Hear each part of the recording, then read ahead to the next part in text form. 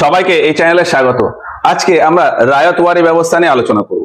এই পূর্ব ভারতে নিজেদের আধিপত্য লাভের পর ধীরে ধীরে পুরো ভারতের নিয়ন্ত্রণে চলে আসে ব্রিটিশ ইস্ট ইন্ডিয়া কোম্পানির কাছে। এই পূর্ব ভারত নিজেদের দখলে আসার পর সেখান থেকে কর তোলার জন্য দ্বৈত শাসন ব্যবস্থা, ইজারিদারি ব্যবস্থা, চিরস্থায়ী বন্দোবস্ত এই সমস্ত সিস্টেম প্রয়োগ করা হয়। এখন 1800 খ্রিস্টাব্দ আসতে আসতে যখন দক্ষিণ ভারতের এই এরিয়াও ব্রিটিশ ইস্ট ইন্ডিয়া কোম্পানির নিয়ন্ত্রণে চলে আসে, তখন এই এরিয়া থেকে কর তোলার দায়িত্ব নিয়ে নেয় কোম্পানি। এক্ষেত্রে কোম্পানির ইচ্ছা ছিল যে এই এরিয়াতেও ওই চিরস্থায়ী বন্দোবস্তের মাধ্যমেই কর তোলা হবে। তার জন্য 1798 খ্রিস্টাব্দে কর্নওয়ালিস এই মাদ্রাস এরিয়াতে এই চিরস্থায়ী বন্দোবস্তটা লাগুও করেছিল, কিন্তু এই সিস্টেম খুব একটা সফল হয়নি, কারণ এই এরিয়াতে জমিদারি ব্যবস্থা ছিল না। বাংলার এই এরিয়াতে যেমন জমিদারি সিস্টেম ছিল, দক্ষিণ ভারতে কিন্তু জমিদারি ব্যবস্থা ছিল না। এখানে ছিল পলিগার ব্যবস্থা।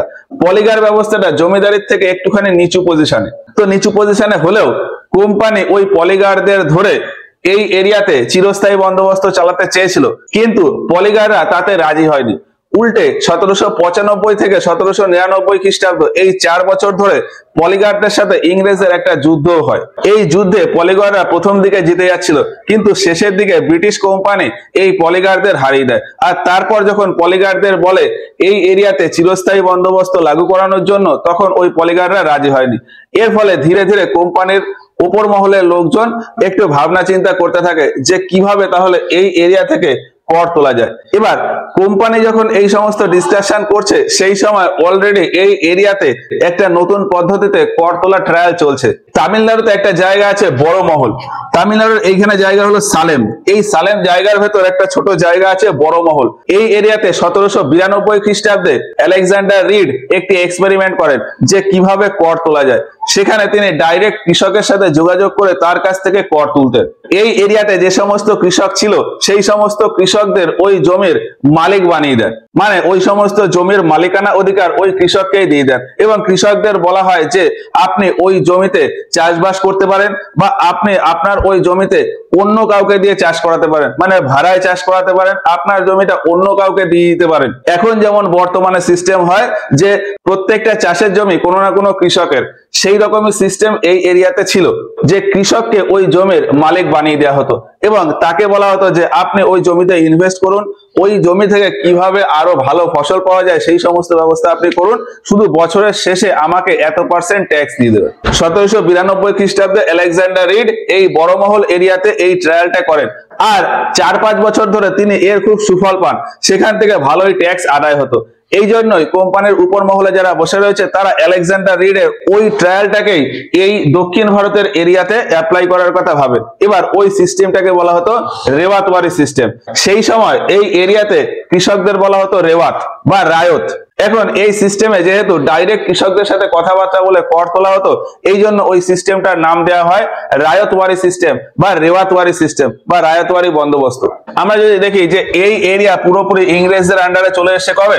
1765 খ্রিস্টাব্দে। আর এইখানে দক্ষিণ ভারতের এরিয়া কেমন এসছে? এই এরিয়া ছিল কর্ণাটিক এরিয়া।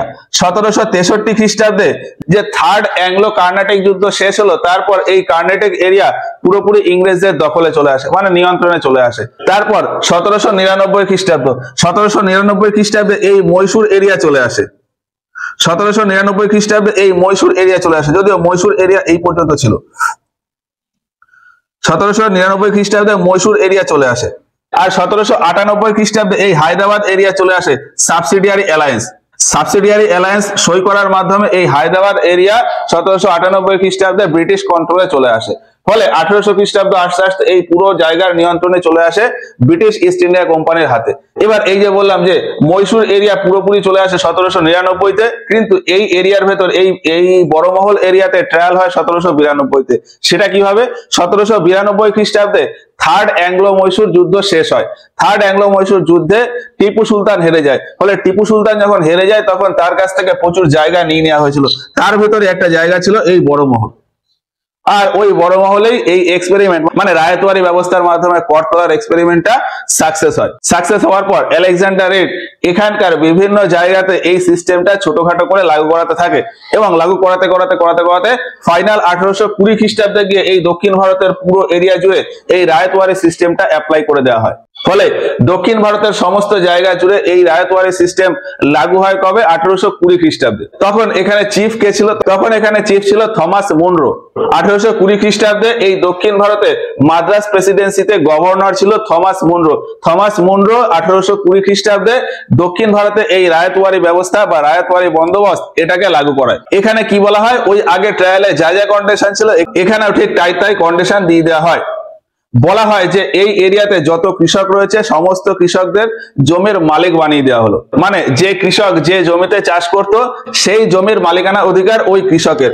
কৃষক ওই জমিতে নিজে চাষ করতে পারে, অন্য কাউকে দিয়ে ভাড়ায় চাষ করাতে পারে, ওই জমিটা অন্য কাউকে বিক্রি করে দিতে পারে, বা ওই কৃষক চাইলে অন্য কারোর জমিও কিনে নিতে পারে। কৃষক তার নিজের ইচ্ছা মতো তার জমিতে চাষ করবে। শুধুমাত্র প্রত্যেক বছর কোম্পানি থেকে বিভিন্ন লোকজন আসবে, এরিয়া সার্ভে করবে যে একজন কৃষকের এরিয়া কতটা আছে, সেই এরিয়ার হিসাবে একটা এভারেজ অ্যামাউন্ট তাকে কর হিসাবে বলে দেওয়া হবে এবং বছরের শেষে ওই কৃষককে ওই পরিমাণ কর কোম্পানির ঘরে জমা দিতে হবে। কোম্পানির সাথে কৃষকের ডাইরেক্ট কন্ট্যাক্ট। এবার কৃষককে যেহেতু বলা হতো রেওয়াত, ওই জন্য সিস্টেমটা হয়ে গেছে রেওয়াতওয়ারি ব্যবস্থা বা রায়তওয়ারি বন্দোবস্ত। এবার এখানে মোটামুটি করের পরিমাণ ছিল 50 থেকে 60%। মানে একজন কৃষক তার সমস্ত এরিয়া মিলে যতটা প্রোডাকশন করলো সেটা যত টাকায় বিক্রি হবে তার 50 থেকে 60% কোম্পানির ঘরে ট্যাক্স হিসেবে দিয়ে দিতে হবে। এবার এই ট্যাক্সটা দুই রকম জায়গায় ব্যবহার করা হয়। এই এরিয়াতে জমি দুই রকমের জমি ছিল। কিছু জমি ছিল যেখানে সেচ বা ইরিগেশন খুব ডিফিকাল্ট, আবার কিছু জমি ছিল যেখানে সেচ খুব সহজ। মানে একদম নদীর পাশে পাশে যে সমস্ত জমি সেগুলোতে সেচ করা খুব সহজ। আর কিছু জমি ছিল যেগুলি খুব শুকনো, মানে সেখানে সেচ করা খুবই অসুবিধা, অনেক কষ্ট করে সেচ করতে হয়, অনেক দূর থেকে হয়তো নদীর থেকে জল টেনে আমাকে জমিতে জল দিতে হয়। তো যে সমস্ত জমিতে সেচের সমস্যা ছিল সেই সমস্ত জমিতে ট্যাক্সের পরিমাণ রাখা হয় 50%, আর যে সমস্ত জমি সেচের জন্য খুব অ্যাভেলেবেল সেই সমস্ত জমিতে ট্যাক্স রাখা হয় 60%। এবার এইখানে ছোট্ট একটু গলদ থেকে যায়। কোম্পানির লোকজন এসে জমির পরিমাণ হিসাবে কর নির্ধারণ করত। কোম্পানি দেখতো না যে ওই জমিতে কতটা ফসল হচ্ছে বা কি ধরনের ফসল হচ্ছে, সেটা বিক্রি করে আদৌ তার কত ইনকাম হবে বা কি, সেই সমস্ত জিনিস কিন্তু কিছু দেখতো না। কোম্পানির লোকজন পুরো দক্ষিণ ভারতের এরিয়া সার্ভে করে, যে আমার কতটা জমি আছে আর সেখান থেকে এক বছরে টোটাল কত প্রোডাকশন হচ্ছে, সেই হিসাবে হয়তো দক্ষিণ ভারত থেকে টোটাল 5 লাখ টাকার প্রোডাকশন হচ্ছে। আর এই পুরো দক্ষিণ ভারতে হয়তো 500টা জমি রয়েছে। ধরলাম সবার একই রকম জমির সাইজ আর 500 জন কৃষক রয়েছে, তাহলে 500টা জমি টোটাল প্রোডাকশন 5 লাখ টাকা। তাহলে প্রত্যেক কৃষকের প্রোডাকশন গড়ে কত? 1000 টাকা করে। মানে একজন কৃষক এক বছরে 1000 টাকার প্রোডাকশন করছে। এবার এর 50% টাকা কোম্পানিকে কর হিসাবে দিয়ে দিতে হবে। তার মানে এই 1000 টাকার ভেতর 500 টাকা কোম্পানিকে কর হিসাবে দিয়ে দিতে হবে। এটা প্রত্যেক কৃষকের জন্য ফিক্স থাকলো। এইবার সমস্যাটা কেমন হয়ে যায়? আমরা ধরে নিলাম যে প্রত্যেকটা জমি একই এরিয়া কৃষক চাষ করছে। এবার একই এরিয়া হলেও কোনো জমির অবস্থা হয়তো খুব খারাপ, সেখান থেকে 1000 প্রোডাকশন তো দূরের কথা, সেখান থেকে হয়তো 400 টাকারও প্রোডাকশন হয় না।